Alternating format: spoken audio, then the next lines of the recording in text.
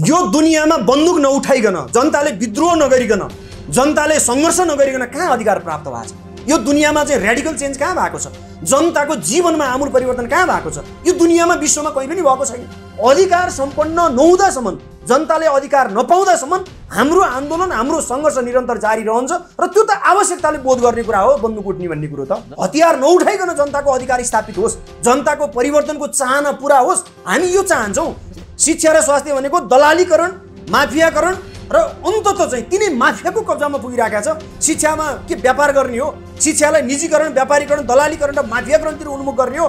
एउटा झापाको BNC medical कलेजको सन्दर्भमा तपाईको स्वयं नेपाल सरकारका प्रधानमन्त्री, जहाँ राष्ट्रिय चिकित्सा शिक्षा आयोगको चाहिँ उहाँ अध्यक्ष हुनुहुन्छ र त्यसै गरी चाहिँ राष्ट्रिय चिकित्सा शिक्षा आयोगका सहअध्यक्ष चाहिँ स्वास्थ्य मन्त्री र चाहिँ शिक्षा मन्त्री जबरजस्तो ढङ्गले चाहिँ ठाडो आदेश दिएर चाहिँ सम्बन्धन दिनको लागि त्यत्रो मरिहत्ते गर्नुभयो। गाउँ गाउँमा त अधिकार होइन, सिंहदरबारको भ्रष्टाचार चाहिँ गाउँ गाउँ पुगेको छ। आज हेर्नुहोस् त, गाउँ बस्तीको बिजोग छ। गाउँमा चाहिँ तिनै वडा अध्यक्षहरू ठुला ठालु बनेका छन्। तिनै वडा अध्यक्षहरू चाहिँ आज त्यहाँ चाहिँ गाउँका चाहिँ पुरै नाइकी बनेका छन्। पेट्रोलियम पदार्थको मूल्य वृद्धि हप्तै पछि बढ्छ। हेर्नुहोस् त, र किन यो पेट्रोलियम पदार्थको मूल्य वृद्धि बढाउने काम गरेछ? अहिले पनि हेर्नुहोस्, हिजै राति पनि चाहिँ पेट्रोलियम पदार्थको मूल्य वृद्धि गर्ने काम भयो। र जब पेट्रोलियम पदार्थको मूल्य वृद्धि हुन्छ, सबै कुरामा स्वत मूल्य वृद्धि हुन्छ। अहिलेको सत्ता व्यवस्था र सरकारको विकल्प जरुरी छ र त्यसको निम्ति अब सबै युवाहरू, सबै मजदुरहरू, किसानहरू, विद्यार्थीहरू सबै सङ्घर्षमा उत्रिन जरुरी छ। अहिलेको कार्यपालिका, व्यवस्थापिका, न्यायपालिका र अहिलेको समग्र संरचना नै चाहिँ वास्तविक रूपमा गरी खाने मजदुर, किसानहरू, उत्पीडितहरूको पक्षमा छैन। यो केवल के छ त भन्दा तिनै ठुला मुठ्ठीभरका केही सामन्त, दलाल, तस्कर, भ्रष्टहरूको पक्षमा छ। जनताको निम्ति हतियार जनताले उठाउने हो, त्यसको नेतृत्व पार्टीले गर्ने हो। र त्यसो हुँदाखेरि त्यहाँ जङ्गलमा जाने कुरो होइन। हिजो पनि जङ्गलमा गएको होइन नि त, हामी त जनताकोमा गएको हो। केपी ओलीको आफ्नो स्वार्थ केवल सत्ता टिकाउनको निम्ति, विदेशीको गुलाम बनेर भए पनि, विदेशीहरूको चाहिँ त्यहाँ चाहिँ सामु लम्पसार परेर भए पनि, र त्यसै गरेर चाहिँ अहिले प्रतिपक्षी पार्टीहरू जो चाहिँ सरकारको निम्ति लालच छ, सरकारमा जानको निम्ति आतुर छ, जसले चाहिँ अदालतमा चाहिँ त्यहाँ चाहिँ 146 जनाको त्यहाँ हस्ताक्षर पनि बुझाएका छन्। तर ती राजनीतिक पार्टीहरूले जनताको निम्ति आवाज उठाउनु पर्दैन? आज हाम्रो चाहिँ 73 भन्दा बढी ठाउँमा सीमा मिचिएको छ। यसको बारेमा प्रतिपक्षी राजनीतिक पार्टीहरूले बोल्नु पर्दैन? सरकारले त बोलेन, तर प्रतिपक्षीहरूले त बोल्नुपर्छ नि कमसेकम। आज तिनै प्रतिपक्षीका विद्यार्थी सङ्गठनका साथीहरू संसद पुनर्स्थापना भन्न कुदिराख्नु भएको छ। शिक्षा र स्वास्थ्यको मुद्दालाई उहाँहरूले चाहिँ उहाँहरूले चाहिँ कुनै त्यो मतलब राख्नु भएको छैन नि। त्यसो भएको हुँदाखेरि हेर्नुहोस्, नेपालमा विद्रोह अपरिहार्य छ, सम्भव छ। त्यसको नेतृत्व नेपाल कम्युनिस्ट पार्टी क्रान्तिकारी माओवादीले गर्छ। लाखौँ युवाहरू, लाखौँ विद्यार्थीहरू आवश्यक पर्यो भनेदेखि सेना बनेर लड्न तयार छन्। आवश्यक पर्यो भनेदेखि हेर्नुहोस्, ती शैक्षिक संस्थाहरू चाहिँ ती ब्यारेकमा परिणत हुनु पनि तयार छन्। त्यो हुन्छन्, त्यो बनाइन्छ। हेर्नुहोस्, त्यो परिस्थिति निर्माण गर्ने कुरा हो। प्यारागन स्कुलमा अस्ति मात्रै पनि एउटा घटना घटेको छ। हेर्नुहोस्, त्यहाँ चाहिँ सञ्चारकर्मीहरूमाथि पनि त्यहाँ चाहिँ आक्रमण भएको छ। जब अभिभावकहरू चाहिँ त्यहाँ चाहिँ फी बढाएको विषयमा त्यहाँ जाँदाखेरि आक्रमण हुन्छ, त्यहाँ प्रशासनले आक्रमण गर्छ। कस्तो लाजमर्दो कुरा हुन्छ। हेर्नुहोस् त, यो हिजो संसदमा हुँदाखेरि चाहिँ युवा नेतृत्वहरूले के गरे? हिजो गगन थापा त्यही संसदमा हुनुहुन्थ्यो, रामकुमारी झाँक्री संसदमा हुनुहुन्थ्यो, योगेश भट्टराई मन्त्री पनि बन्नुभयो, गगन थापा पनि मन्त्री बन्नुभयो, विद्यार्थी नेतृत्वहरू हुनुहुन्थ्यो, विद्यार्थी चाहिँ आन्दोलनबाट आउनुभएका नेताहरू हुनुहुन्थ्यो। के गर्नुभयो त चाहिँ शिक्षा र स्वास्थ्य क्षेत्रमा? जनताको निम्ति के गर्नुभयो? यो व्यवस्था, यो सत्ता र यो सरकारबाट अधिकार सम्भव छैन भन्ने कुरो जनता प्रष्ट भइसकेका छन्। अब एउटा कुरो के हो त भन्दा, अब आन्दोलनको आँधीबेरी सृष्टि गर्नुको अर्को विकल्प छैन। अधिकार मागेर पाइँदैन। यो दुनियाँमा जति पनि आमूल परिवर्तन भएको छ, जति पनि जनताले अधिकार पाएका छन्, त्यो विद्रोहबाटै पाएका छन्, त्यो सङ्घर्षबाटै पाएका छन्, त्यो आन्दोलनबाटै पाएका छन्। हेर्नुहोस्, यिनी चाहिँ प्रचण्ड शेरबहादुरहरू लगायत यिनी माधव नेपालहरूले चाहिँ माइतीघर मण्डलमा चाहिँ त्यहाँ चाहिँ आन्दोलन गर्न पाइँदैन भनेर उहाँहरूले नै निर्णय गर्नुभएको होइन। आज उनीहरूलाई चाहिँ त्यहाँ माइतीघर मण्डलमा जानु परेन? यो सबै चाहिँ यी कुतर्कहरू हुनु उनीहरूको। भोलि पुष्टि हुन्छ, हेर्नु होला। किनभने आजै हकीकत कहाँ पुगिसकेको छ। 10औं लाख युवा मजदुर किसानहरूलाई हामी उतार्छौँ र नेपालको यो कुहिएको, यो मक्कीको दलाल प्रतिक्रियावादी राज्य व्यवस्थालाई हामी ध्वंस गरिदिन्छौँ र जनताको राज्य व्यवस्था हामी स्थापना गर्छौँ।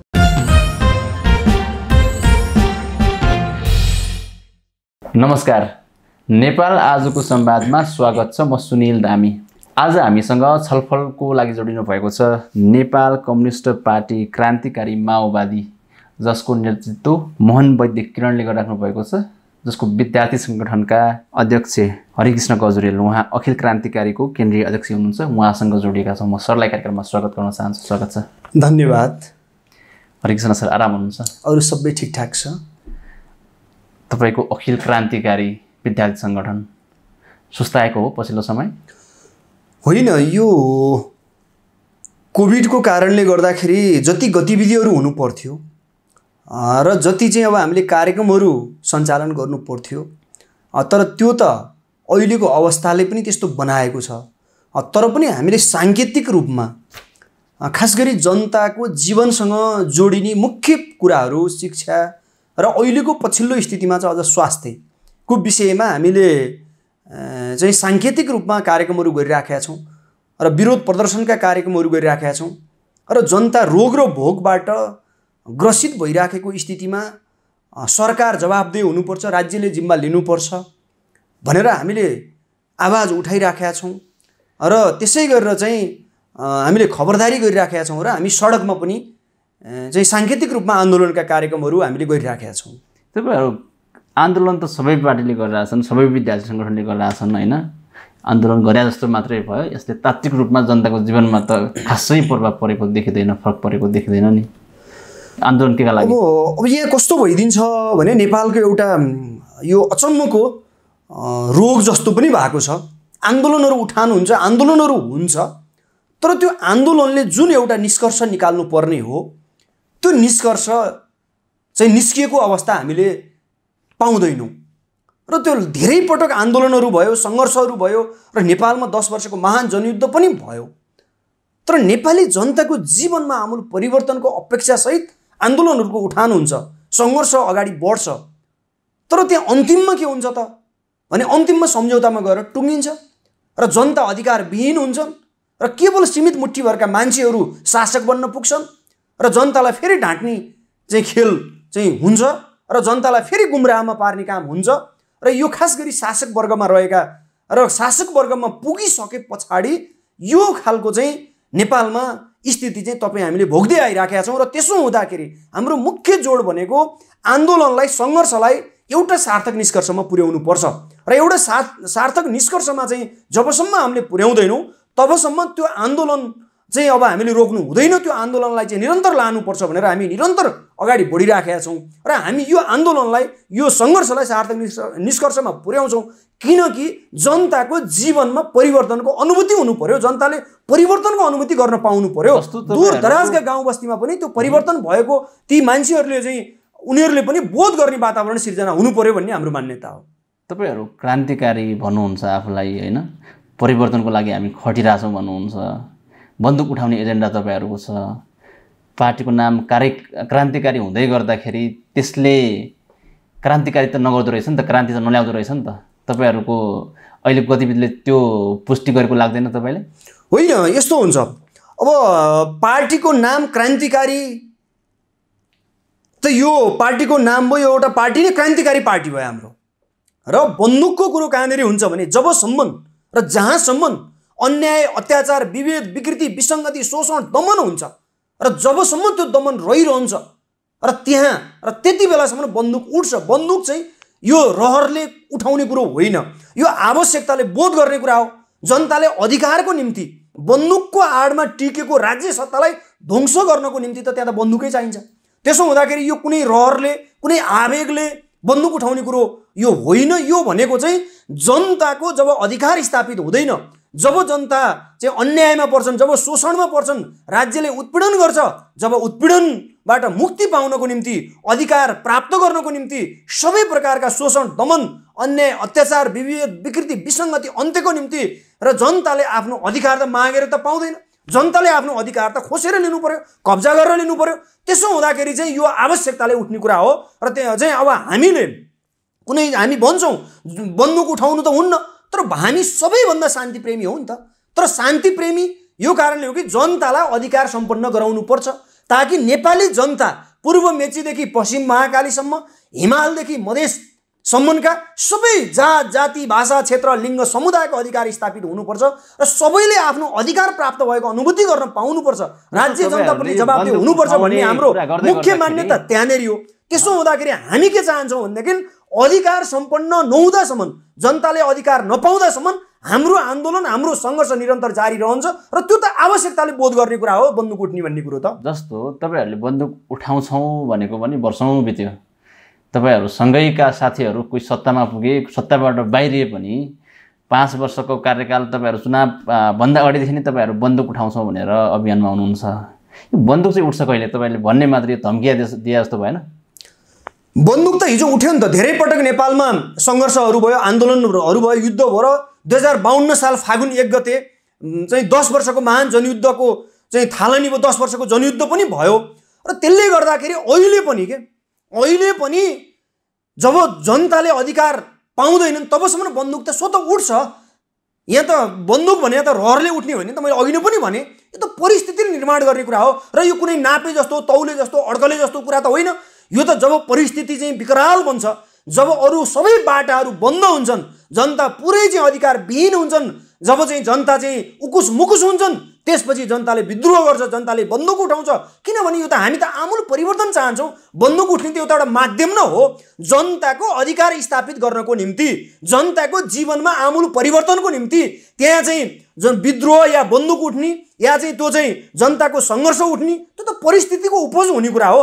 त्यसो हुँदाखेरि हामी के भन्छौँ भने सबैभन्दा हामी त के चाहन्छौँ, आम नेपाली जनताले अधिकार पाउनु पर्यो, यो मुलुकको विकास हुनु पर्यो, यो मुलुकको समृद्धि हुनु पर्यो र चाहिँ स्वदेशबाट विदेशमा जान बाध्य भएका युवा नौजवानहरूलाई स्वदेशमै चाहिँ भित्र्याएर चाहिँ उनीहरूलाई रोजगारको व्यवस्था गर्नु पर्यो।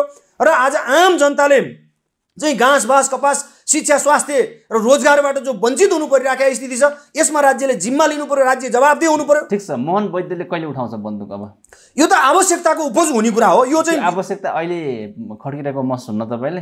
होइन, यो त किनभने नि अब यो बन्दुक उठाउने भन्ने कुरो यो परिस्थितिले निर्धारण गर्ने कुरा हो। र अहिले कस्तो हुन्छ, जस्तो अहिले तपाईँले भने जस्तो देश विकराल अवस्थामा छ, युवाहरू खाडीमा छन्, भ्रष्टाचार त्यस्तै व्याप्त मात्रामा छ, व्यथिति त्यस्तै छ, तपाईँले भने जस्तो सुशासन पनि छैन देशमा भनेको। योभन्दा दुर्दशा देशको कति पर्खिने हो तपाईँले? सुरुमा हरेक आन्दोलन युद्धहरू शान्तिपूर्ण ढङ्गले अगाडि बढ्छन्।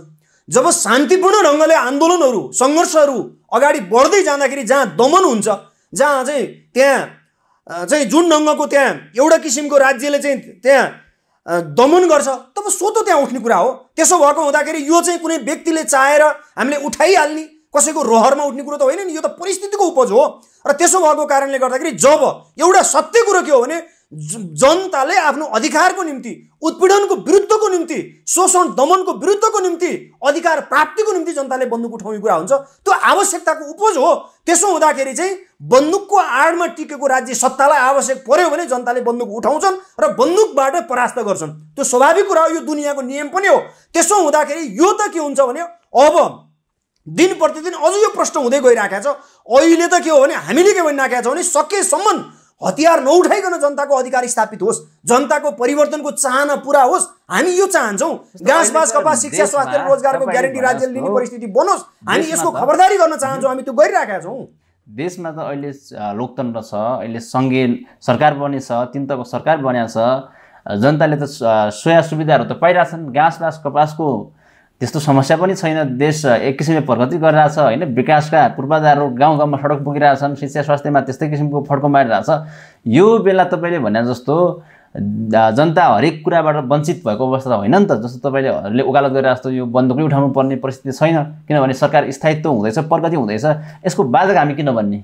हामी बाधक बनेको होइन, तर कुरो कहाँनिर हो भने 2074 सालमा जब चुनाव भयो र चुनाव हुँदाखेरि चाहिँ त्यति बेला बाँडेका जनतालाई बाँडेका सपना के थिए भने चाहिँ स्थायित्वको निम्ति बहुमत दिनुस् भनेर एउटा ढङ्गले त्यहाँ प्रचारबाजी गरियो र चाहिँ नेपाली जनताले झन्नै 2/3 पनि दिए र चाहिँ झन्नै 2/3 सरकार बन्यो। त्यसको नेतृत्व स्वयं केपी ओलीले गर्नुभयो र चाहिँ अहिले पनि केपी ओलीकै नेतृत्वमा सरकार छ। तर हिजोको झन्नै 2/3 सरकार आज कहाँ आइपुग्यो त? आफ्नै कारणले कहाँ आइपुग्यो? यो त यथार्थ छ, त्यो त आफै चाहिँ यो त छ्याङ्ग छ। त्यसो हुँदाखेरि यो हामीले भनिराख्नुपर्ने कुरै छैन त। झन्नै 2/3 सरकार आज यो अभिगतमा आइपुग्नु भनेको योभन्दा अरू प्रमाण त अरू के चाहिन्छ? र त्यसै गरी घाँस बाँस कपास शिक्षा स्वास्थ्य रोजगारको जो सवालको कुरा छ, जनताले चाहिँ शिक्षा स्वास्थ्य पाइराखेका छन् भन्ने हो भने अहिले पनि शिक्षा र स्वास्थ्य त चाहिँ हिजोभन्दा पनि आज त शिक्षा र स्वास्थ्य भनेको दलालीकरण, माफियाकरण र अन्ततः चाहिँ तिनै माफियाको कब्जामा पुगिरहेका छ। शिक्षामा के व्यापार गर्ने हो? शिक्षालाई निजीकरण, व्यापारीकरण, दलालीकरण र माफियाकरणतिर उन्मुख गर्ने हो। तर यति मात्रै होइन, शिक्षा र स्वास्थ्य त आज त तिनै माफियाहरूको कब्जामा पुगिसकेका छ। आज तपाईँले देखिराख्नु भएको छ एउटा झापाको बीएनसी मेडिकल कलेजको सन्दर्भमा तपाईँको स्वयं नेपाल सरकारका प्रधानमन्त्री, जहाँ राष्ट्रिय चिकित्सा शिक्षा आयोगको चाहिँ उहाँ अध्यक्ष हुनुहुन्छ, र त्यसै गरी चाहिँ राष्ट्रिय चिकित्सा शिक्षा आयोगका सहअध्यक्ष चाहिँ स्वास्थ्य मन्त्री र चाहिँ शिक्षा मन्त्री जबरजस्तो ढङ्गले चाहिँ ठाडो आदेश दिएर चाहिँ सम्बन्धन दिनको लागि त्यत्रो मरिहत्ते गर्नुभयो। त्यसै गरेर चाहिँ मान्छे चाहिँ हस्पिटलमा मरिराखेका छन्, बेड नपाइराखेका स्थिति छ, बेड पाइराखेका छैनन्, र चाहिँ लासको बिस्कुन लागेको स्थिति हुँदाखेरि सरकार खोइ बोलेको। आज गाउँ गाउँमा चाहिँ जनताले अधिकार पाएका छन्, गाउँ गाउँमा सडक पुगेको छ, बत्ती पुगेको छ भन्ने सन्दर्भमा कतिपय सन्दर्भमा वास्तविक अहिले के भएको छ भने गाउँ गाउँमा त अधिकार होइन, सिंहदरबारको भ्रष्टाचार चाहिँ गाउँ गाउँ पुगेको छ। आज हेर्नुहोस् त, गाउँ बस्तीको बिजोग छ, गाउँमा चाहिँ तिनै वडा अध्यक्षहरू ठुला ठालु बनेका छन्, तिनै वडा अध्यक्षहरू चाहिँ आज त्यहाँ चाहिँ गाउँका चाहिँ पुरै नाइकी बनेका छन्। यो त सत्य यथार्थ हो नि त। आज हेर्नुहोस् शिक्षा र स्वास्थ्यको कति दुर्दशा छ। आज मान्छेले रोजगारी पाइराखेका छैन। आज युवाहरू चाहिँ विदेशमा पठाएर रेमिट्यान्सले चाहिँ मुलुक धान्नु परेको स्थिति छ। जब आफ्नो देशका युवा नौजवानहरूलाई विदेश पठाएर त्यहाँबाट ल्याएको रेमिट्यान्सले चाहिँ आज धानिनु परेको स्थिति छ। अनि कसरी मुलुकको विकास, मुलुक अगाडि बढिरहेको छ। हिजोको अहिले पनि आइरहेको छ। तपाईँको झन्डै एउटा नेपालीको चाहिँ टाउकोमा आज 53,000को चाहिँ तपाईँको चाहिँ ऋणको भार परिरहेको छ। अनि कहाँ पुगेछ नेपालको स्थिति? आज हाम्रो चाहिँ चालु बजेट कति हुन्छ, त्यसै गरेर चाहिँ अब चाहिँ समग्र चाहिँ अब जब हाम्रो आफ्नै बजेटले चाहिँ अब कर्मचारीहरूलाई तलब दिन पुग्दैन, मागेको बजेटबाट कर्मचारीलाई तलब दिनुपर्छ, अनि कसरी विकास र समृद्धि अगाडि बढिरहेको छ? कुरा विकास र समृद्धिको गर्ने, तर काम चाहिँ के हो त भन्दाखेरि यहाँ चाहिँ कसरी विकास र समृद्धिलाई त्यहाँ चाहिँ भाँजो हाल्न सकिन्छ, यस्तो खालको गतिविधि भएको छ। आज सबै चिजले पुष्टि गरिरहेको छ। पेट्रोलियम पदार्थको मूल्य वृद्धि हप्तै पछि बढ्छ हेर्नुहोस् त। र किन यो पेट्रोलियम पदार्थको मूल्य वृद्धि बढाउने काम गरेछ? अहिले पनि हेर्नुहोस्, हिजै राति पनि चाहिँ पेट्रोलियम पदार्थको मूल्य वृद्धि गर्ने काम भयो। र जब पेट्रोलियम पदार्थको मूल्य वृद्धि हुन्छ, सबै कुरामा स्वतः मूल्य वृद्धि हुन्छ। नेपाली जनता चाहिँ रोग र भोगबाट आक्रान्त भइरहेको स्थिति, कोभिड-19को दोस्रो लहरको चाहिँ परिस्थितिबाट चाहिँ जब ग्रसित भएको स्थिति, यही बेलामा पटक पटक पेट्रोलियम पदार्थको मूल्य वृद्धि गर्ने यो सरकार, यो राज्य जनताप्रति जवाबदेही छ। अहिलेको व्यवस्थाले जनताको समस्याको समाधान गर्छ गर्दैन भन्ने कुरो त पुष्टि भयो नि त। यिनैले बनाएको चाहिँ संविधानमा चाहिँ आज समाजवाद उन्मुख भनिएको छ नि। यही हो त समाजवाद उन्मुख भनेको। समाजवाद उन्मुख भनेको त सामान्यतया पनि शिक्षा र स्वास्थ्यलाई त कमसेकम चाहिँ निजीकरणबाट त त्यहाँ चाहिँ राष्ट्रियकरणतिर लानु पर्दैन। आज त निजीकरणबाट त माफियाकरणतिर लाने काम भइरहेको छ नि त। अब कहाँ पुग्यो स्थिति? त्यसले गर्दाखेरि अब हेर्नुहोस्, अहिलेको सत्ता व्यवस्था र सरकारको विकल्प जरुरी छ। र त्यसको निम्ति अब सबै युवाहरू, सबै मजदुरहरू, किसानहरू, विद्यार्थीहरू सबै सङ्घर्षमा उत्रिन जरुरी छ। अधिकारको निम्ति आन्दोलनमा होमिन जरुरी छ। अधिकारको निम्ति सङ्घर्षमा जान जरुरी छ। पूर्व मेचीदेखि पश्चिम महाकाली, हिमालदेखि पहाडसम्मका सबै मान्छेहरू चाहिँ अब आन्दोलनको निम्ति तयार हुन जरुरी छ। किनकि आज आमाहरू सुत्केरी हुन नसकेर मरिरहेका छन्। आज दूरदराजका गाउँमा 4 रुपियाँको सिटामल खान नपाएर मान्छे मरिरहेका छन्। योभन्दा अरू पीडा के हुन्छ? त्यसो भएको हुँदाखेरि अहिले सारभूत रूपमा के हो त भन्दा यहाँ के चाहिँ दलालीकरण, भ्रष्टीकरण, माफियाकरण, त्यसै गरेर चाहिँ भ्रष्टाचारहरूको, तस्करीहरूको र माफियाहरूको चाहिँ यहाँ चाहिँ बिगबिगी छ। हेर्नुहोस् है, सबै क्षेत्रमा बिगबिगी छ। तपाईँहरू न्यायलाई त मान्नुहुन्छ नि? नेपालमा न्यायविहीनताको अवस्था जस्तो हतियारै उठाएर कारबाही गर्नुपर्ने, भाटे कारबाही गर्नुपर्ने अवस्था होइन नि त। नेपालमा पनि अदालत छ, जनता पनि न्यायप्रेमी छन्। त्यो प्रक्रियातिर हामी नगएर अब कसैले गलत गर्यो भन्दैमा त्यसलाई चाहिँ बन्दुक उठाइहाल्नुपर्ने, टाउकोमा तुकिहाल्नुपर्ने अवस्था छ र अहिले पनि। यो दुनियाँमा बन्दुक नउठाइकन, जनताले विद्रोह नगरिकन, जनताले सङ्घर्ष नगरिकन कहाँ अधिकार प्राप्त भएको छ? यो दुनियाँमा चाहिँ रेडिकल चेन्ज कहाँ भएको छ? जनताको जीवनमा आमूल परिवर्तन कहाँ भएको छ? यो दुनियाँमा, विश्वमा कहीँ पनि भएको छैन। र अदालत या चाहिँ समग्र चाहिँ यहाँका ब्युरोक्रेसी, यहाँको चाहिँ समग्र मेकानिजमै कस्तो छ भनेदेखि जनताप्रति जवाबदेही छ। जनताले न्याय पाउँछन् अदालतबाट। वास्तविक रूपमा जनताले चाहिँ त्यहाँ इमान्दारिताका साथ न्याय पाइराखेका हुन्छ। तपाईँ भन्नुहोस्, लुट्ने मान्छेहरूलाई त्यहाँ अदालतले कारबाही गरिरहेको छ, अदालतले चाहिँ फैसला गर्छ? इमान्दार मान्छे त्यसको शिकार हुन्छ। हेर्नुहोस्, हरेक क्षेत्रमा हेर्नुहोस् चाहिँ जहाँ चाहिँ जो इमान्दार मान्छे छ त्यो इमान्दार मान्छे त्यहाँ कारबाहीमा पर्छ। हेर्नुहोस् है, त्यसो भएको हुँदाखेरि यही संरचना, अहिलेको व्यवस्था यस्तो छ कि अहिलेको कार्यपालिका, व्यवस्थापिका, न्यायपालिका र अहिलेको समग्र संरचना नै चाहिँ वास्तविक रूपमा गरी खाने मजदुर, किसानहरू, उत्पीडितहरूको पक्षमा छैन। यो केवल के छ त भन्दा तिनै ठुला मुठ्ठीभरका केही सामन्त, दलाल, तस्कर र भ्रष्टहरूको पक्षमा छ। यो त पुष्टि हुन्छ सबै कुराबाट। लुट्नेले आज लुटिराखेका छन्। सामान्यतया अहिले शिक्षा र स्वास्थ्यको जिम्मा राज्यले लिनुपर्छ भनेर यो अदालतले किन भन्दैन त? तपाईँको चाहिँ समाजवाद उन्मुख यो अदालतले चाहिँ कमसेकम न्यायको व्याख्या गर्छ, कानुनको व्याख्या गर्छ भने अदालतले त्यो कुरो भनिदिनु पर्दैन। अदालतले जनताप्रति जवाफदेही हुने ढङ्गले अदालतले नि न्याय निष्पत्ति गर्नुपर्छ नि त। पर्यो नि, तपाईँहरू जङ्गल जाने कुरा गर्नुहुन्छ, अदालत जाने कुरा गर्नुहोस् न, तपाईँहरू न्यायको ढोका जाने कुरा गर्नुहोस् न। यो संरचनामा कहीँबाट पनि जनताको अधिकार प्राप्त हुँदैन। र जङ्गल भन्ने कुरो चाहिँ जङ्गलमा जाने नै होइन, जनताकोमा जाने हो। जब चाहिँ जनतामा जाने हो, जनताको निम्ति हतियार जनताले उठाउने हो, त्यसको नेतृत्व पार्टीले गर्ने हो। र त्यसो हुँदाखेरि त्यहाँ जङ्गलमा जाने कुरो होइन। हिजो पनि जङ्गलमा गएको होइन नि त, हामी त जनताकोमा गएको हो, जनताको गाउँ बस्तीमा जनतासँग हामी बसेका थियौँ। त्यसो हुँदाखेरि अब हामी जाने जनताकोमा जाने हो, त्यहाँ चाहिँ जनताकोमा जनतालाई सङ्गठित गर्ने हो, जनतालाई बुझाउने हो, अधिकारको निम्ति सङ्घर्षमा उतार्ने हो र त्यसको नेतृत्व क्रान्तिकारी पार्टीले गर्ने हो। त्यसो हुँदाखेरि हामीले त्यो गर्दै आइरहेका छौँ। किन त भन्दा अधिकार मागेर पाइँदैन, अधिकार खोसेर लिनुपर्छ, अधिकार कब्जा गरेर लिनुपर्छ। किनकि आम जनताको त्यो एउटा नैसर्गिक अधिकार हो, उसको नैसर्गिक अधिकार त प्राप्त हुनु पर्यो नि त। घाँस बाँस कपास शिक्षा स्वास्थ्य रोजगार जस्तो तपाईँहरू जनतासँग जाने कुरा गर्नुभयो होइन, तपाईँ जनता नै छैन अहिले तपाईँहरूसँग। तपाईँको जुन पार्टी जति बेला टुटफुट भएको अवस्थामा त्यो अवस्था पछिल्लो अवस्था हेर्दाखेरि तपाईँहरू जुन अवस्थामा हुनुहुन्छ त्योबाट थेचारिएर झन् अहिले चाहिँ तपाईँहरू आफ्नै अस्तित्व नै दुर्लभ होला जस्तो भइसकेको अवस्थामा तपाईँहरू क्रान्ति सम्भव छ अझै भन्नुहुन्छ? जहाँसम्म शोषण दमन अन्याय अत्याचार रहन्छ, विभेद विकृति विसङ्गति रहन्छ, त्यहाँसम्म क्रान्ति निरन्तर अगाडि बढ्छ। कसैले क्रान्तिलाई रोकेर, कसैलाई क्रान्तिले छेकेर, कसैले क्रान्तिलाई तुवाएर तुइनेवाला छैन, एउटा कुरा। र अर्को कुरो कहाँनिर हो त भन्दाखेरि हामीसँग छैन होइन, हाम्रो मुद्दा सही छ, हाम्रो एजेन्डा सही छ, हाम्रो नेतृत्व सही छ। अहिले मोहन वैद्य नेतृत्वको नेपाल कम्युनिस्ट पार्टी क्रान्तिकारी माओवादी क्रान्तिप्रति, आन्दोलनप्रति, जनताको अधिकारप्रति, यो मुलुकमा आमूल परिवर्तनको निम्ति जहिले पनि प्रतिबद्ध छ। र त्यसो हुँदाखेरि मात्रै हाम्रो के हो त भन्दा हिजो जुन उद्देश्यका साथ हतियार उठेको थियो, जुन उद्देश्यको साथ आन्दोलन अगाडि बढेको थियो, जुन उद्देश्यको साथ जनयुद्ध भएको थियो, त्यो उद्देश्य प्राप्त भएन। जनतालाई ढाँट्ने, ठग्ने र जनतालाई शोषण गर्ने काम मात्रै भयो। त्यसो हुँदाखेरि अहिले के हो त भन्दाखेरि यिनीहरूले त जुन जनतालाई ढाँटेका थिए नि त, सबै मिलेर लुटेर खानको निम्ति एकता भएको थिए। हिजो ओली र प्रचण्डको एकता के को निम्ति भएको थियो?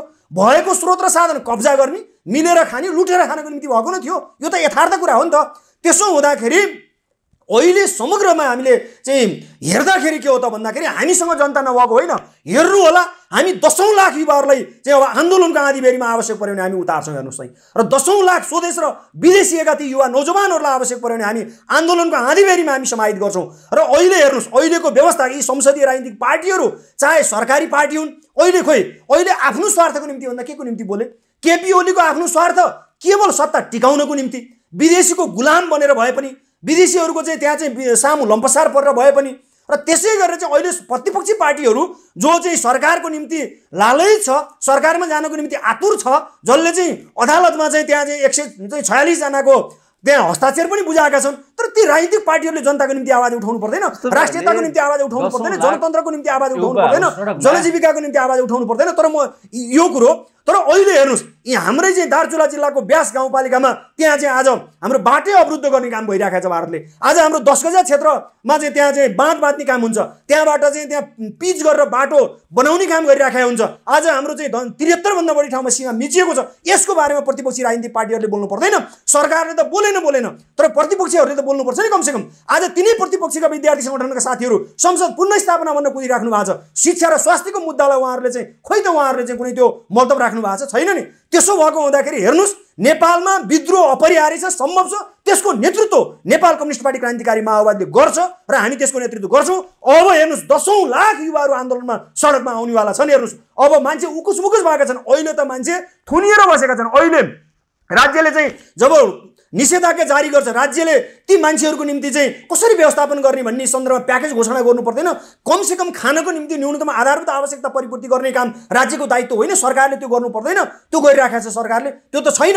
त्यसो हुँदाखेरि हेर्नुहोस्, अब जब परिस्थिति अलि सहज भइसके पछाडि मान्छे उकुस मुकुस भएका मान्छेहरू आन्दोलनमा आउनेवाला छन्। यो कसैले रोकेर रोकिनेवाला, छेकेर छेकिनेवाला अहिले हेर्नुहोस्, यो व्यवस्थाका यी सरकारमा रहेका, प्रतिपक्षमा रहेका कुनै पनि राजनीतिक पार्टीहरूलाई अब विश्वास गर्नेवाला छैनन्। अब नयाँ विकल्प चाहिएको छ। त्यो विकल्प दिन हामी तयार छौँ, प्रतिबद्ध छौँ र हामी त्यो नयाँ विकल्प दिन्छौँ। आम जनतालाई नयाँ ढङ्गले आन्दोलित गर्छौँ, सङ्गठित गर्छौँ। सबै देशभक्तहरू, सबै क्रान्तिकारीहरू, सबै उत्पीडितहरू, सबै क्षेत्र लिङ्ग समुदायका मान्छेहरू, सबै अग्रगामी मान्छेहरू, सबै देशभक्तहरूलाई हामी केन्द्रीकरण गर्छौँ। आन्दोलनको माहौलमा हामी चाहिँ उहाँहरू सबैलाई समाहित गरेर यो मुलुकमा, नेपालमा नयाँ जनवादी क्रान्ति सम्पन्न गर्दै अगाडि बढाउने काम गर्छौँ र अहिलेको सत्ता व्यवस्था र सरकारको हामी विकल्प दिन्छौँ। यो दृढताका साथ हामी अगाडि बढिराखेका छौँ र हामी यो प्रति हामी प्रतिबद्ध छौँ। तपाईँहरू अघि पनि मैले त्यो प्रश्नको जोडेँ, मैले चाहेको आन्सर तपाईँहरूले भनौँ न चित्त बुझ्दो जवाब मैले नभेटाएको जस्तो लाग्यो क्या। जस्तो विगतमा पनि 5-7 वर्ष तपाईँ हतियार उठाउँछौँ, आन्दोलनको बेहोरी नै ल्याउँछौँ भनेर भन्दै गर्दाखेरि त तपाईँहरू त एउटा पनि भनौँ न त्यो किसिमको गतिविधिहरू त ल्याउन सक्नु भएन। जसरी विप्लवहरू आफ्नो किसिमले गतिविधिहरू सञ्चालन गरिरहेका छन्, उनीहरू तपाईँहरूसँग अलग्गै भएर एउटा पार्टी बनेको अवस्थामा पनि वैद्यलाई अब वैद्यबाट केही सम्भव हुँदैन, क्रान्ति सम्भव हुँदैन। उहाँ चाहिँ भनौँ न आदर्शवादी जस्तो बन्नुभयो, क्रान्तिको नारा मात्रै छाड्ने, एक्सनमा केही नउतार्ने भनेर विप्लवहरू टाढिएर पनि उनीहरूले थुप्रै किसिमका गतिविधिहरू सञ्चालन गरिरहेछन्। अहिले पनि विप्लवको सेना पनि छ भनिन्छ। तपाईँहरूसँग पनि त्यो किसिमको आन्तरिक रणनीति के छ, सेना भएको अवस्था तपाईँहरूसँग पनि? यो यस्तो के हुन्छ भने नि, जब मान्छेको चेतनामा दिमागमा जब चाहिँ विद्रोहको चाहिँ जब ज्वार भाटा आउँछ, बन्दुक त तपाईँको विचारले ल्याउने कुरा हो नि। बन्दुकले विचार बनाउने होइन नि, विचारको आधारमा बन्दुक चलाउने हो। त्यसो हुँदाखेरि बन्दुक त आवश्यक पर्दाखेरि त्यहाँ चाहिँ विचार जब सही ढङ्गको क्रान्तिकारी विचार भइसके पछाडि त्यहाँ हजारौँ लाखौँ बन्दुकहरू त त्यहाँ त्यहाँ त चाहिँ तयार गर्न सकिन्छ। त्यहाँ समस्याको कुरो होइन। र त्यसो भएको हुँदाखेरि त्यो बन्दुक उठाउने कुरो विचारले बन्दुकलाई गाइड गर्ने कुरा हो नि त। उहाँहरूको सन्दर्भमा म जान्न उहाँहरूले के गर्नुभयो, उहाँहरूसँग के छ कसो छ के छैन भन्ने कुरोमा, किनभने त्यो उहाँहरूको कुरा रह्यो। तर हाम्रो सन्दर्भमा भन्नुपर्दाखेरि हेर्नुहोस्, लाखौँ युवाहरू, लाखौँ विद्यार्थीहरू आवश्यक पर्यो भनेदेखि सेना बनेर लड्न तयार छन्। आवश्यक पर्यो भनेदेखि हेर्नुहोस्, ती शैक्षिक संस्थाहरू चाहिँ ती ब्यारेकमा परिणत हुनु पनि तयार छन्। त्यो हुन्छन्, त्यो बनाइन्छ। हेर्नुहोस्, त्यो परिस्थिति निर्माण गर्ने कुरा हो। त्यसो हुँदाखेरि सबै युवाहरू सेना बन्न तयार हुन्छन्। यही हो, हेर्नुहोस्, हाम्रो आम जनतामा ताकत हो। जनतामा विश्वास गर्ने मुख्य कुरो, शक्ति भनेको त्यो ताकत भनेको जनतामा हुन्छ। र जनताको जब दिमागमा चाहिँ जब चेतना, जब त्यो खालको चाहिँ जब एजेन्डा, त्यो खालको चाहिँ नीति बनिसके पछाडि सो त बन्दुक त परिस्थितिको उपज हो। त्यसो भएको हुँदाखेरि यो चाहिँ प्रधान कुरो त बन्दुक होइन नि, प्रधान कुरो विचार हो। यो प्रश्न हुन जरुरी छ यसमा। र अर्को कुरो के हो त भनेदेखि त्यो परिस्थितिले त्यो निर्माण गर्ने कुरा हो। र चाहिँ यो एकैचोटि चाहिँ अब हामीले अहिले चाहिँ यसो गरिहाल्ने भन्दा पनि आवश्यक पर्यो भने त हामीले भनेका छौँ नि त, 3 करोड नेपाली जनताहरू स्वदेश र विदेशमा रहेका सबै युवा विद्यार्थीहरू आवश्यक पर्यो भने सेना बन्न तयार छन्। सबै शैक्षिक संस्थाहरू ब्यारेक बन्न तयार हुन्छ र सबै शैक्षिक संस्थाहरूलाई ब्यारेक बनाइन्छ आवश्यक पर्यो भनेर त्यहाँबाट लडिन्छ त। सबैभन्दा ताकत भने त जनताको शक्ति हो नि त। जनताको शक्ति भइसकेपछि दुनियाँमा त सबै चिजहरू त निष्काम हुन्छन्, सबै चिजहरू ढल्छन्। ठुला ठुला बादशाहहरू ढल्छन्, ठुला ठुला ती सबै चाहिँ हतियारबन्द सबै राज्य सत्ताहरू ध्वस्त भएका छन्। त्यसो हुँदाखेरि हेर्नुहोस्, एउटा सत्य कुरो के हो भने नेपालमा अन्याय अत्याचार छ, विभेद विकृति विसङ्गति छ। र त्यसो हुँदाखेरि आवश्यकतामा बन्दुक उठ्छ, त्यो उठ्ने कुरा हुन्छ। त्यो चाहिँ किनभने बन्दुक कुनै रहरले, कुनै आवेगले र कुनै भ्रमले उठाउने कुरो पनि होइन। तर एउटा कुरो के हो भने जनताले अब चाहिँ सशक्त रूपमा आफ्नो अधिकारको निम्ति जनता आन्दोलनमा आउन तयार भइसकेका छन्, जनता प्रष्ट भइसकेका छन्। त्यसको नेतृत्व गर्न हामी तयार छौँ। र यो मुलुकलाई सार्थक निष्कर्षमा यहाँका सबै समस्यालाई समाधान गर्दै यो मुलुकमा साँच्चै एउटा सुन्दर मुलुकको रूपमा नेपाललाई रूपान्तरण गर्दै यो मुलुकलाई विश्वकै नमुनाको मुलुकको रूपमा हामी स्थापित गर्नको निम्ति र नेपालमा भएका स्रोत र साधनहरूलाई अधिकतम उपयोग गर्ने र विदेश दिन बाध्य भएका युवा नौजवानहरूलाई स्वदेशमै रोजगारको सिर्जना गरेर यो मुलुक चाहिँ मेरो पनि मुलुक हो भन्ने सबै उत्पीडित जाति क्षेत्र लिङ्ग समुदायलाई चाहिँ त्यो वातावरण तयार गर्ने र साँच्चै चाहिँ राज्यबाट अधिकार पाएको छु भन्ने वातावरण तयार गर्नुपर्छ। र त्यो वातावरण तयार गर्नको निम्ति हामी तयार छौँ र हामी त्यही ढङ्गले अगाडि बढिराखेका छौँ। र मुख्यतः जनतालाई अधिकार सम्पन्न गराउने कुराप्रति हामी प्रतिबद्ध छौँ। र हामी जबसम्म यो मुलुकमा अन्याय अत्याचार रहन्छ हामी निरन्तर चाहिँ आन्दोलन सङ्घर्षलाई हामी अगाडि बढाउँछौँ। मुख्य क्रान्ति हो, क्रान्तिको निम्ति हामी प्रतिबद्ध छौँ। तपाईँले भने जस्तो समाजमा विभेद छ, अन्याय छ, अत्याचार छ, यो समाजको स्वाभाविक पक्षहरू हो। यिनीहरू त जुनसुकै पनि तपाईँ देशमा हेर्नुहोस्, जुनसुकै विकसित देशमा हेर्नुहोस्, त्यो किसिमको मुलुकमा समुन्नतिको चरणमा लागेको मुलुकमा पनि त्यहाँ अन्याय हुन्छन्, अत्याचार हुन्छन्। हामी विकसित देशकै कुराहरू पनि गरौँ त्यहाँ, होइन? किनभने समाजको यो त सापेक्ष कुराहरू हो। अब नेपालमा तपाईँहरूले असन्तुलित अहिलेको जुन परिस्थिति छ भनेर तपाईँहरू 3 करोड जनता तपाईँहरूसँग छन् भनेर जुन किसिमले तपाईँहरू भनिराख्नु भएको छ, यसमा के यथार्थ छ? जस्तो नेपालमा त तपाईँहरू पोलिटिकल रूपमा त संसदीय व्यवस्थामा त तपाईँहरूको भूमिका त संसदमा छैन। त्यो भएको हुनाले जनता त जुन पार्टीको बहुमत छ त्यसैलाई समर्थन गरिरहेछन्। अहिले भनेको नेपालमा संसदीय दलमा ठुल्ठुला पार्टीहरू छन् भनेको जनप्रतिनिधिहरू त उहाँहरू हो नि। तपाईँहरू संसदीय व्यवस्थामा पनि नहुने अनि त्यसपछि जनता हामीसँग छ भनेर भन्दाखेरि त्यसले त पुष्टि गर्दैन नि त तपाईँहरूको तर्कलाई। अब के यहाँ एउटा बुझाइ के छ भनेदेखि जनतालाई चाहिँ राँगा भैँसी खसी बोका काटेर भोज भतेर गरेर चुनावमा गएर चाहिँ जनता किनिएर भोट हालेर चाहिँ जब चाहिँ मसँग जनता छन् भनेर भन्नु भनेको यो बेतुकको तर्क हो भन्ने लाग्छ। र मुख्य कुरो जनताको सबैभन्दा ताकत जब सडकमा आउँछ, सङ्घर्षमा आउँछ, विद्रोहमा आउँछ, जब त्यहाँ चाहिँ सङ्घर्षमा उत्रिन्छ, आन्दोलनको आँधीबेरीमा जब ऊ चाहिँ होमिन्छ भने उसको ताकत चाहिँ कम आकलन गर्ने हैन। यो कस्तो मानसिकता छ भनेदेखि यो त बडो गजबको चाहिँ एउटा दरिद्र मानसिकता छ यहाँ हाम्रो चाहिँ शासकहरूमा। त्यसो भएको हुँदाखेरि अहिले खास गरी कहाँ हो त भनेदेखि नेपालमा घाँसपास कपास शिक्षा स्वास्थ्य र चाहिँ रोजगारको जिम्मा राज्य लिनु पर्दैन। खोइ त अहिले शिक्षा र स्वास्थ्यको जिम्मा राज्य लिएको। आज शिक्षा र स्वास्थ्यको कुरा गर्नुहोस् त, आज यहीँ पनि चाहिँ तपाईँको प्यारागन स्कुलमा अस्ति मात्रै पनि एउटा घटना घटेको छ हेर्नुहोस् है। त्यहाँ चाहिँ सञ्चारकर्मीहरूमाथि पनि त्यहाँ चाहिँ आक्रमण भएको छ। जब अभिभावकहरू चाहिँ त्यहाँ चाहिँ फी बढाएको विषयमा त्यहाँ जाँदाखेरि आक्रमण हुन्छ, त्यहाँ प्रशासनले आक्रमण गर्छ। कस्तो लाजमर्दो कुरा हुन्छ हेर्नुहोस् त यो। त्यसो भएको हुँदाखेरि चाहिँ अब यो समग्र चाहिँ जो गतिविधिहरू चाहिँ भइरहेका छन् अहिले हेर्नुहोस्, स्थानीय तहसम्म चाहिँ तपाईँ हेर्दाखेरि त हेर्नुहोस् त स्रोत र साधनहरू कब्जा गर्ने काम भइरहेका छन्। यो कसरी नेपालको विकास समृद्धि सम्भव हुन्छ? त्यसो भएको हुँदाखेरि वास्तविक रूपमा के हो त भन्दा उनीहरूले केही समय केही क्षणिक जनतालाई भ्रममा पार्न कोसिस गरेका थिए। किनकि आगोको फिलिङ्गो भनेको आगोको फिलिङ्गै हुन्छ। आगोको फिलिङ्गो खरानी मुनि छोपिए तापनि तर अन्ततः त्यो आगोको फिलिङ्गो चाहिँ आगोको फिलिङ्गै हुने भएको हुँदा त्यसले संसार लडाइदिन्छ हेर्नुहोस् है। त्यसकारण क्रान्तिकारी यस्तो शक्ति हो जसले सबै प्रकारका अन्याय अत्याचार विभेद विकृति विसङ्गतिको अन्त्यको निम्ति त्यो क्रान्तिकारी पङ्क्तिले मात्रै त्यसको सशक्त नेतृत्व गर्न सक्छ, क्रान्तिकारी पार्टीले मात्रै त्यसको सशक्त नेतृत्व गर्न सक्छ। त्यसो हुँदाखेरि अब अहिले के परेका छन् भने अहिले उनीहरूलाई यी संसदवादी राजनीतिक पार्टीहरूलाई वास्तविक जनताको प्रतिनिधि हामी हो भन्ने परेको होला, तर वास्तविक त्यस्तो होइन। जनताले उनीहरूलाई घृणा गरिराखेका छन्। अहिले हिजो स्थायित्व हुन्छ कि भनेर जनतालाई भ्रममा पारेका थिए र जनताले भोट दिएका थिए। तर अब हेर्नुहोस्, अब जनतालाई कसैले थुनेर घरभित्र थुनेर राख्न नसोचे हुन्छ। जनता अधिकारको निम्ति अन्तिम लडाइँ लड्नको निम्ति जनता सङ्घर्षमा आउन तयार भइसकेका छन्, जनता विद्रोहमा आउन तयार भइसकेका छन्। जनता अधिकारको निम्ति चाहिँ जब चाहिँ सशक्त रङ्गले चाहिँ त्यहाँ चाहिँ भूमिका निर्वाह गर्नको लागि जनता तयार भइसकेका छन्। त्यसो हुँदा त्यसको नेतृत्व कसैले गर्न सक्दैन। त्यसको नेतृत्व केवल हामीसँग सही विचार छ, सही नेतृत्व छ र सही पार्टी भएको कारणले गर्दाखेरि हामीले त्यसलाई एउटा सार्थक निष्कर्षमा पुर्याउने त्यो दायित्व हामीसँग छ। हामी त्यसलाई पुर्याउँछौँ। अरू सबै आउटडेट भइसक्यो। अब तपाईँ भन्नुहोस्, तपाईँ अरू पार्टीमा युवा नेतृत्वहरू हुनुहुन्छ, युवा नेतृत्वले त्यहाँ चाहिँ पहल गर्छन् कि? त्यो सम्भव छैन। हेर्नुहोस् है, हिजो संसदमा हुँदाखेरि चाहिँ युवा नेतृत्वहरूले के गरे? हिजो गगन थापा त्यही संसदमा हुनुहुन्थ्यो, रामकुमारी झाँक्री संसदमा हुनुहुन्थ्यो, योगेश भट्टराई मन्त्री पनि बन्नुभयो, गगन थापा पनि मन्त्री बन्नुभयो, विद्यार्थी नेतृत्वहरू हुनुहुन्थ्यो, विद्यार्थी चाहिँ आन्दोलनबाट आउनुभएका नेताहरू हुनुहुन्थ्यो। के गर्नुभयो त चाहिँ शिक्षा र स्वास्थ्य क्षेत्रमा जनताको निम्ति के गर्नुभयो? त्यसो हुँदाखेरि अब हेर्नुहोस्, जनताले उनीहरूलाई साथ दिनेवाला छैन, जनताले उनीहरूलाई पत्याउनेवाला छैन। हेर्नुहोस्, जनता उकुस मुकुस भएका छन्। जनताले प्रश्न बुझेका छन् यो व्यवस्था, यो सत्ता र यो सरकारबाट अधिकार सम्भव छैन भन्ने कुरो जनता प्रश्न भइसकेका छन्। अब एउटा कुरो के हो त भन्दा अब आन्दोलनको आँधीबेरी सृष्टि गर्नुको अर्को विकल्प छैन।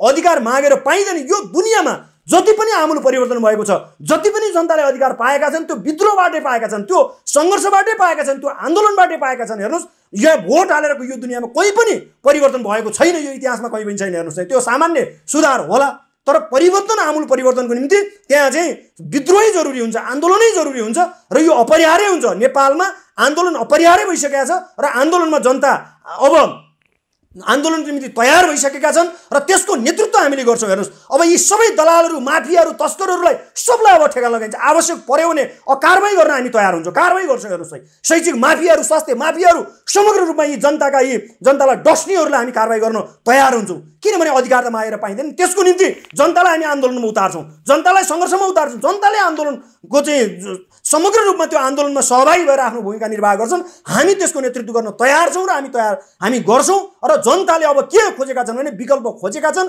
विकल्प दिनुपर्छ भनेर हामीलाई भनिरहेका छन् र हामी विकल्प दिनु तयार छौँ र हामी विकल्प दिन्छौँ। हेर्नुहोस्, यो मक्किसकेको यो कुहिएको राज्य सत्ता धेरै दिन टिक्नेवाला छैन। यो ध्वंस हुनेवाला छ। आफ्नो चियान, चाहे चाहिँ सत्ता पक्ष चाहे प्रतिपक्ष, आफ्नो चियान सबैले उनीहरूले आफ्नो चियान खनिसकेका छन्। म अहिले उहाँहरूलाई अपिल गर्छु, अब चाहिँ ती शेरबहादुर, ती प्रचण्ड, ती माधव नेपाल, ती बाबुराम, ती झलनाथहरू लगायतलाई म अपिल गर्छु, अब यो व्यवस्थाबाट मुलुकको विकास र समृद्धि सम्भव छैन। तपाईँहरूले बेलैमा सोच्नुहोस् र तपाईँहरू अब सही ट्र्याकमा।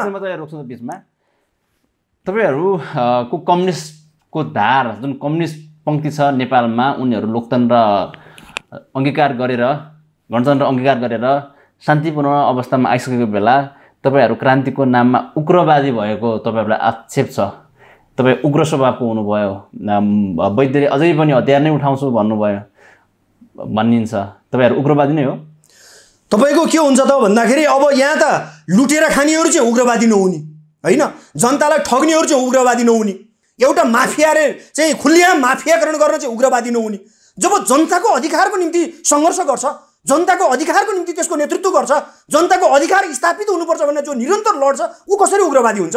त्यसो भएको हुँदाखेरि हामी सच्चा क्रान्तिकारी हौँ, सच्चा देशभक्त हौँ र सच्चा जनताका प्रतिनिधि हौँ, उत्पीडित जाति क्षेत्र लिङ्ग समुदायका प्रतिनिधि हौँ। त्यसो भएको हुँदाखेरि यी दलाल तस्कर भ्रष्टहरू चाहिँ जो जनताका यी चाहिँ दुश्मनहरू हुन्, जनतालाई लुटिरहेका छन्, देशका स्रोत र साधन कब्जा गरिराखेका छन्, त्यसो भएको हुँदाखेरि त सबै पुष्टि भइसकेको छ। हेर्नुहोस् त आज चाहिँ सबै कुरो त घटना परिघटनाले पुष्टि गरिसकेको छ। त्यसो हुँदाखेरि हामी वास्तविक जनताका मित्रहरू हौँ र हामी जनताका वास्तविक रूपमा हित चाहने, हामी जनताको अधिकार स्थापित गर्नुपर्छ भने हामी त जनतालाई अधिकार सम्पन्न गराउन चाहन्छौँ। हाम्रो के अब अरू यहाँ स्वार्थ छ? मोहन वैद्य हुनुहुन्छ, उहाँलाई धेरै भनौँ न तपाईँको शुभेच्छुकहरूले के भन्नुभएको छ भने अब माओवादी एकीकृत हुनु पर्यो, तपाईँहरू अलग्गिएर भएन। माओवादी जुन तरिकाले जनयुद्ध हाँक्नुभयो तपाईँहरूले, त्यही किसिमको फेरि पनि नेतृत्व दिनको लागि जनयुद्ध पछिको जुन मत परिणाम पनि प्राप्त गर्नुभयो, त्यो किसिमको जुन जनलहर तपाईँहरूप्रति थियो, त्यही किसिमको जनताको मन जित्नको लागि, मत जित्नको लागि फेरि पनि माओवादी एक ठाउँमा हुनुपर्छ भनेर धेरै शुभेच्छा गरेका छन्। यसमा के भन्नुहुन्छ, सम्भव छ?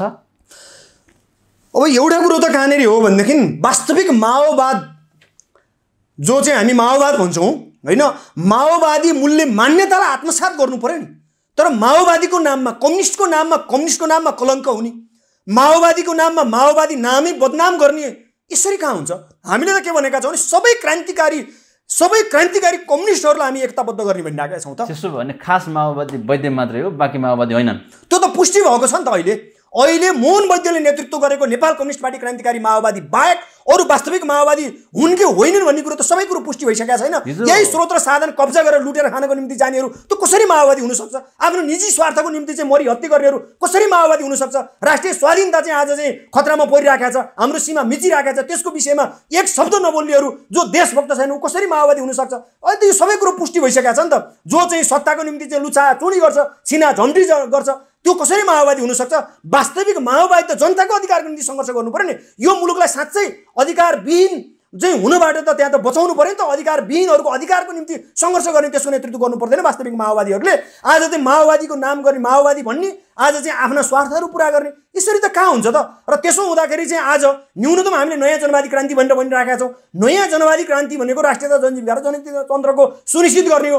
त्यसो हुँदाखेरि राज्यले चाहिँ शिक्षा र स्वास्थ्यको जिम्मा लिनु पर्दैन। अनि माओवादीको कम्युनिस्ट सरकार बन्या छ भन्ने, अनि कम्युनिस्ट सरकारले शिक्षा र स्वास्थ्यको जिम्मा लिनु पर्दैन, त्यो उसको दायित्व होइन, त्यो उसले चाहिँ जिम्मेवारी वहन गर्नुपर्छ भन्ने कुरो उसले बुझ्नु पर्दैन। अनि कसरी माओवादी हुन सक्छन्? मलाई त बडो ताजुब लाग्छ यो कुरो, अचम्म लाग्छ। कहिलेकाहीँ उहाँहरूले यो कुरो भन्नुहुन्छ वास्तविक माओवादी बन्नुहोस् न, हामी त जहिले पनि सम्मान गर्छौँ। हामीले हिजो पनि हामी उहाँ प्रचण्ड कमरेडकै नेतृत्वमा चाहिँ 10 वर्षको महान जनयुद्ध त भयो त, उहाँ ठिक हुनुहुन्थ्यो। जब पछि उहाँ बिग्रिनु भयो, यतिकै क्रान्तिको नायक अन्ततः क्रान्तिको खलनायकमा बदलिनु पुग्नुभयो। हो त्यसले गर्दाखेरि चाहिँ वास्तविक माओवादी को भन्ने त सबै कुरो पुष्टि भइसकेको छ। प्रचण्ड निकट एकजना वाइसेलको एकजना नेतासँग मैले कुरा गरेको थिएँ। उहाँले के भन्नुभयो भने आदर्शमा मोहन वैद्य जति राम्रो कम्युनिस्ट नेता कोही छैनन् भन्नुभयो। आदर्शमा, माओवादीको आदर्शमा।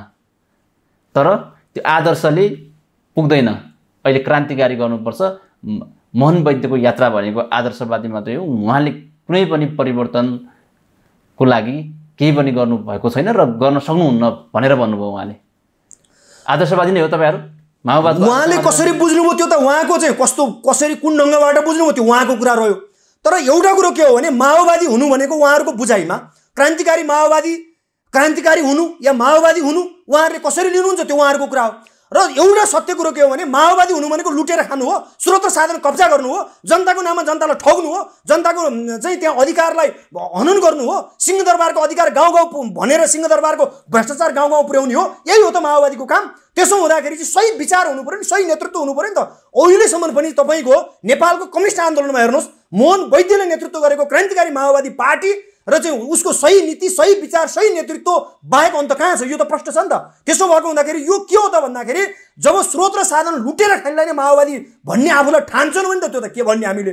तर सत्य कुरो के हो भने त माओवाद जनताप्रति इमानदार हुनुपर्छ पर्दैन, जनतालाई अधिकार सम्पन्न बनाउनको निम्ति चाहिँ त्यसको नेतृत्व गर्नुपर्छ पर्दैन, हिजो गरेको प्रतिबद्धता पुरा गर्नु पर्दैन, हिजो 2052 साल फागुन 1 गते जनयुद्ध सुरु गर्दाखेरि त्यति बेला गएर खाएको कसम पुरा गर्नु पर्दैन, त्यति बेला चाहिँ बाबुराम भट्टराईले हिजो बुझाएको चाहिँ जो 40 मध्ये माग पत्रमा कतिवटा मागहरू पुरा भयो त, आज हेरौँ त सरस्वती रूपमा चाहिँ। त्यसो हुँदाखेरि यहाँ के हो त भन्दाखेरि स्रोत र साधन कब्जा गरेर खाने र आफ्ना निजी स्वार्थमा रमाउने, जनताको नाममा जनतालाई ठग्ने, अधिकार विहीन बनाउने र आज चाहिँ तिनै संसदीय भाषमा गएर चाहिँ तपाईँको त्यही रमाउने अनि अरूलाई चाहिँ आक्षेप लगाउने। वास्तविक माओवादी को हो भन्ने कुरो त त्यो प्रश्न भइसकेको छ। अब हेर्नुहोस् यिनीहरूले आह्वान गरेर कोही आउनेवाला छैन। हेर्नुहोस् एउटा प्रश्न कुरो के हो भने वास्तविक माओवादी हामी हौ, हामी नै यो देशका सच्चा चाहिँ क्रान्तिकारी पङ्क्ति हामी नै हौ, यो सबै कुरो पुष्टि पनि भइसकेको छ। किनकि अब त्यसको नेतृत्व अब हामीले गर्छौँ, अरू कसैलाई जनताले अब चाहिँ सबै टेस्टेड भइसकेका छन्। अब उनीहरूले जतिसुकै अनावश्यक प्रचारबाजी गरे पनि जनताले उनीहरूलाई साथ दिनेवाला छन्। अहिले हेर्नुहोस् त प्रचण्डको अभिगत, हिजो बेलुका मात्रै चाहिँ तपाईँको माधव नेपालकोमा गएर साथ दिनु पर्यो भन्ने चाहिँ हिजो बेलुका मात्रै गएका भन्ने कुरो त न्युजहरू त आइराखेको छ नि त। त्यो त प्रश्न देखिएको छ नि त। हिजो जब 62-63 सालको जनयुद्ध चाहिँ 10 वर्ष जनयुद्धको जगमा 62-63 सालको जनयुद्ध भएर पहिलो संविधान सभाको निर्वाचनमा त्यत्रो ठुलो पार्टी भएको माओवादी पार्टी होइन, आज कहाँ पुगेको छ त प्रचण्डहरू, कहाँ पुग्यो त डेभिएसन भएर चाहिँ। अब आज संशोधनवादी हुने, आज प्रतिक्रियावादी किताबमा पुग्ने चाहिँ माओवादी हुने, जसले चाहिँ क्रान्ति गर्नुपर्छ, जनतालाई अधिकार सम्पन्न गराउनुपर्छ भनेर जो चाहिँ निरन्तर सङ्घर्षमा चाहिँ अगाडि बढिराखेको छ, त्यसको नेतृत्व गरिराखेको छ। त्यो नेतृत्व र त्यो पार्टीलाई चाहिँ माओवादी होइन भन्ने चाहिँ त्यो ढङ्गले गर्ने यस्तो खालको चाहिँ कुतर्कले कसरी यो मुलुकको विकास समृद्धि सम्भव हुन्छ, कसरी चाहिँ यस्तो कुतर्कले चाहिँ चिज अगाडि बढ्छ? यी त केवल कुतर्क मात्रै हुनु उनीहरूका। जस्तो तपाईँहरू बिच राजनीतिक असन्तुष्टि छ सत्ता पक्षसँग अथवा माओवादी भित्रै पनि तपाईँहरूसँग राजनीतिक असन्तुष्टि छ भनिन्छ, अथवा भागभन्डा नपुगेर पनि तपाईँहरू जनताको नाममा यो किसिमको आदिबेर नै ल्याउने धम्की दिएको भनेर आरोप लगाइन्छ कि तपाईँहरूलाई भाग नपुगेर यो किसिमको असन्तुष्टि हुन्? त्यसो हो भने तपाईँहरू वार्ताबाट समाधान गर्न सक्नुहुन्छ नि? होइन, हाम्रो के हो भने यो अनावश्यक गलत चाहिँ उनीहरूको चाहिँ यो प्रचारबाजी हो। तर सारमा कुरो के हो भने हामीले क्रान्ति गर्नुपर्छ भन्यौँ हिजो पनि। हिजो किन हिजो माओवादी पार्टी फुट्यो त? 2069 साल असार 5 गते किन मोहन वैद्यको नेतृत्वमा त्यति बेला हामीले नेकपा देश माओवादी बनाएका थियौँ? किन बनाउनु पर्यो त भन्दा हामीले क्रान्ति गर्नुपर्छ भन्यौँ, मोहन वैद्य नेतृत्वको पङ्क्तिले क्रान्ति गर्नुपर्छ भन्यो। उता चाहिँ प्रचण्डहरू चाहिँ क्रान्ति पुरा भइसक्यो। जब अधिकार पाएका छैनन् जनताले, जब घाँसबास कपास शिक्षा स्वास्थ्य रोजगारको सुनिश्चित भएको छैन, राष्ट्रिय स्वाधीनताको चाहिँ जब चाहिँ सुनिश्चित भएको छैन, नेपालमा क्रान्ति सम्पन्न भएको छ। यो बेकारको बेतुकको कुरा होइन, यो बेतर्क, यो चाहिँ कुतर्क होइन। जब उहाँहरूले कुतर्क गर्नुभयो, नेपालमा राजनीतिक क्रान्ति सम्पन्न भएको भने होइन, हिजो उहाँहरूले नै होइन, यिनी चाहिँ प्रचण्ड शेरबहादुरहरू लगायत यिनी माधव नेपालहरूले चाहिँ माइतीघर मण्डलमा चाहिँ त्यहाँ चाहिँ आन्दोलन गर्न पाइँदैन भन्ने उहाँहरूले नै निर्णय गर्नुभएको होइन। आज उनीहरूलाई चाहिँ त्यहाँ माइतीघर मण्डलमा जानु परेन? यो सबै चाहिँ यी कुतर्कहरू हुनु उनीहरूको। भोलि पुष्टि हुन्छ हेर्नु होला, किनभने आजै अभिगत कहाँ पुगिसकेको छ। हामीले भन्यौँ जनतालाई अधिकार सम्पन्न गराउनु पर्छ, जनताले अधिकार पाएका छैनन्, क्रान्ति सम्पन्न भएको छैन। त्यसो हुँदाखेरि हामी निरन्तर क्रान्तिलाई अगाडि बढाउनु पर्छ भन्ने हाम्रो पङ्क्ति। र उहाँहरूले चाहिँ के भन्नु भने अब नेपालमा राजनीतिक क्रान्ति सम्पन्न भयो भन्नुभयो। खोइ त राजनीतिक क्रान्ति यदि साँच्चै नेपालमा नयाँ जनवादी क्रान्ति सम्पन्न भएको हो भने घाँसबास कपास शिक्षा स्वास्थ्य रोजगारको ग्यारेन्टी हुन्थ्यो नि त? खोइ ग्यारेन्टी भएको? आज झन् शिक्षा र स्वास्थ्य कहाँ पुगिरहेको छ? आज कम्युनिस्ट सरकार होइन, हिजो चाहिँ झन्डै 3 वर्ष प्रचण्ड सहित सँगै होइन त्यहाँ नेकपा बनेको होइन, माओवादी केन्द्र र एमाले बिचको चाहिँ पार्टी एकता भएर चाहिँ त्यहाँ लुट्नको लागि चाहिँ त्यहाँ चाहिँ नेकपा बनेको होइन। 3 वर्षसम्म के गर्नुभयो त? जनताको निम्ति केही गर्नुभयो? राष्ट्रको निम्ति केही गर्नुभयो? मैले यो अधिकार पाएँ, राज्यले मेरो निम्ति यो गर्यो भनेर दूरदराजका गाउँ बस्तीमा हुम्ला जुम्लामा त्यहाँ जनताले त्यहाँ चाहिँ उनीहरूले अनुभूति गर्ने कुरो के काम गर्नुभयो त? आज त गर्नुभयो 2-4% मुठीभरका मान्छेहरूलाई चाहिँ तिनी दलाल तस्कर भ्रष्ट र माफियाहरूको संरक्षण गर्नु। यो भन्दा अरू के गर्नुभयो? यो त सबै कुरो पुष्टि भइसकेको छ। त्यसो हुँदाखेरि जनताले सबै कुरो बुझिसकेका छन्। अब जनतालाई भ्रममा नपारे हुन्छ, जनतालाई चाहिँ अब फेरि ढाँट्न नखोजे हुन्छ। किनकि जनताले के बुझ्यो भने यो व्यवस्थाबाट यो सम्भव रहन्छ। अब विद्रोह जरुरी भएछ, विद्रोहको निम्ति तयार हुन जरुरी रहेछ, विद्रोहको निम्ति अब सङ्घर्षमा उठ्न जरुरी रहेछ भन्ने जनताले बुझिसकेका छन्। र त्यसो भएको हुँदाखेरि हामी के भन्छौँ त भन्दा अब विद्रोहको विकल्प छैन, अब नेपालमा क्रान्तिको विकल्प छैन र त्यसको यो अहिलेको सत्ता व्यवस्था र सरकारबाट जनताको अधिकार स्थापित हुँदैन। त्यसो हुँदाखेरि हामीले सत्ता व्यवस्था र सरकारको विकल्प दिनुपर्छ। त्यसको चाहिँ विकल्प भनेको सङ्घीय जनगणतन्त्र हो। हामीले नयाँ जनवादी क्रान्ति सम्पन्न गर्नुपर्छ र नेपालमा चाहिँ यो दलाल प्रतिक्रियावादी राज्य व्यवस्थालाई हामीले ध्वंस गरिदिएर जनताको राज्य व्यवस्था स्थापना गर्नुपर्छ भनेर चाहिँ हामी दृढताका साथ अगाडि बढिसकेका छौँ। र अब हामी जनताको राज्य व्यवस्था स्थापनाको निम्ति देशैभर र स्वदेश र विदेशमा रहेका सबै युवा नौजवान विद्यार्थी मजदुर किसानहरूलाई हामी सबैलाई चाहिँ हामी चाहिँ उहाँहरूलाई आन्दोलनको आँधीबेरीमा समाइदिनु अपिल गर्छौँ र आन्दोलनको नेतृत्व गर्छौँ। र आवश्यक पर्यो भने हेर्नु होला 10औं लाख युवा मजदुर किसानहरूलाई हामी उतार्छौँ र नेपालको यो कुहिएको यो मक्कीको दलाल प्रतिक्रियावादी राज्य व्यवस्थालाई हामी ध्वंस गरिदिन्छौँ र जनताको राज्य व्यवस्था हामी स्थापना गर्छौँ। हुन्छ, नेपाल आजमा आएर आफ्नो विचार सम्प्रेषण गर्ने मौका दिनुभएकोमा यहाँले हार्दिक धन्यवाद। हाम्रो पार्टी नेपाल कम्युनिस्ट पार्टी क्रान्तिकारी माओवादी र त्यसै गरी हाम्रो विद्यार्थी सङ्गठन अखिल नेपाल राष्ट्रिय स्वतन्त्र विद्यार्थी युनियन क्रान्तिकारीको अहिलेको हाम्रो विषयहरू, त्यसपछि चाहिँ हाम्रा योजना कार्यक्रम र चाहिँ समग्र हाम्रा गतिविधिहरूलाई चाहिँ नेपाल आज मिडिया मार्फत आम देशैभर र स्वदेशमा रहनु र विदेशमा रहनुभएका सबै आदरणीय दाजुभाइ तथा दिदीबहिनीहरू जसले चाहिँ यो कार्यक्रम सुनिराख्नु भएको छ र सुन्नुहुन्छ र जसले सुन्नुभएको छैन भने पनि हामीले जसरी हाम्रा विचार सम्प्रेषण गर्ने जो चाहिँ एउटा चाहिँ जो अवसर दिनुभयो नेपाल आजमा, र त्यसो हुँदाखेरि नेपाल आज परिवारलाई पनि म हार्दिक धन्यवाद भन्न चाहन्छु। हस्, धन्यवाद। एक्सक्लुसिभ इन्टरभ्यू, रोचक र ज्ञानवर्धक सूचनाका लागि नेपाल आज सब्स्क्राइब गर्नुहोस्। हाम्रा भिडियोहरू सुरुमै हेर्नका लागि क्लिक गर्नुहोस् यो घन्टीमा।